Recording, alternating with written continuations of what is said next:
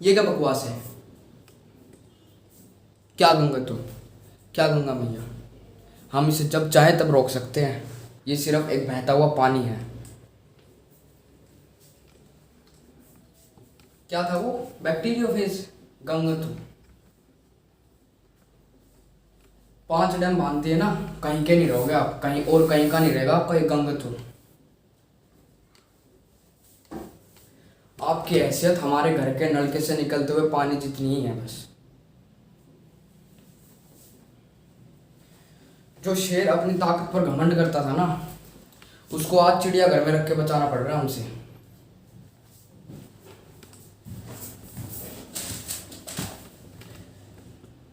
ये हैसियत है हमारी। यही तो चलता हुआ उन लोगों के मन में जिन्होंने गंगा को मां नहीं एक बहता हुआ पानी समझ लिया। उन अंग्रेजों के मन में जिन्होंने नदियों को बहता हुआ पानी समझकर बांधना शुरू कर दिया। और ऐसा ही कुछ हिंदुस्तानियों के मन में भी चल रहा होगा, जिन्होंने इन बांधों को आधुनिक भारत का मंदिर कह डाला। अंग्रेजों ने जिस तरह खुद को वरदान में मिली थेम्स नदी को अपना गू बहाने वाला नाला समझ लिया, उसी सोच के साथ उन अंग्रेजों ने और भारत के कुछ सो कॉल्ड थिंकर्स ने गंगा को दूसरी नदियों की तरह गू बहाकर समुद्र में ले जाने वाला नाला समझ लिया। जब गंगा हमारी माँ थी तब तक हमने गंगा को इज्जत दी, और जब गंगा हमारे लिए एक बहता हुआ पानी बन गई, एक नदी बन गई, तब से हमने भी गंगा के साथ वही किया जो एक वैश्य दरिंदा एक मासूम के साथ करता है। तो आपको साफ, स्पष्ट और आसान शब्दों में बता दूं कि गंगा और नदियाँ सिर्फ बहता हुआ पानी नहीं है, वह एक वरदान है। वह आपका मल मूत्र बहाने वाला नाला नहीं है जो पिछले कई दशकों से हमने उन्हें समझा है।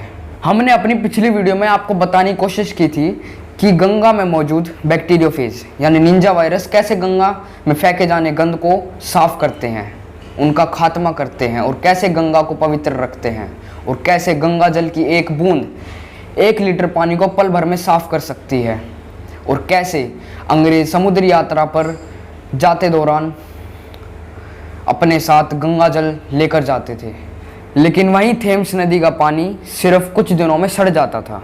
लेकिन जिस सामाजिक अज्ञानता ने ब्रिटेन के लोगों को नदियों में गंद बहाने के लिए प्रेरित किया, वही सामाजिक अज्ञानता भारत में मॉडर्निटी का नाम लेकर दाखिल हुई।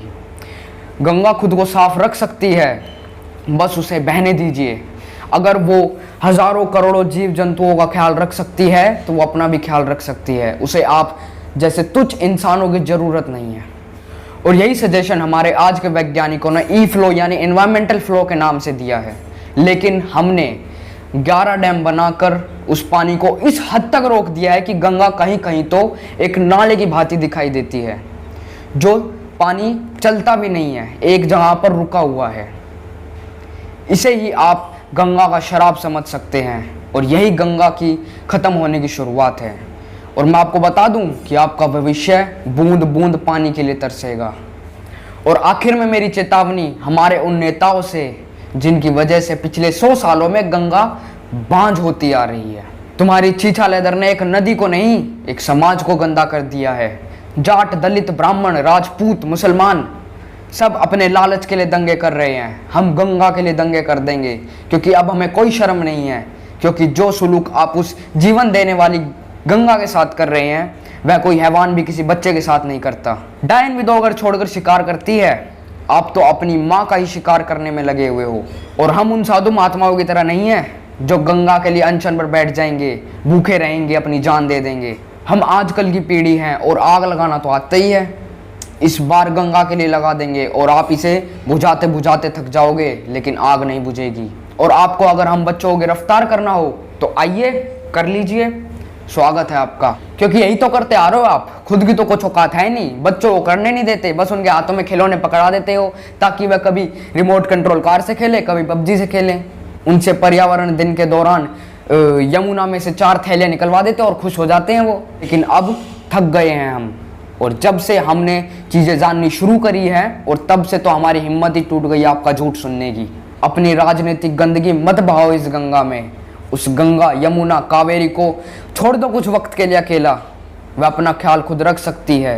वह 150 करोड़ लोगों का ख्याल रख रही है तो अपना ख्याल भी रख सकती है। बस उसे अकेला छोड़ दो, बहने दो उसे। अरे हरियाणे का छोरा हूँ, जी का जी करे आज यो गुड़गांव में मैं रहूँ। बहुत सुन ली थारी।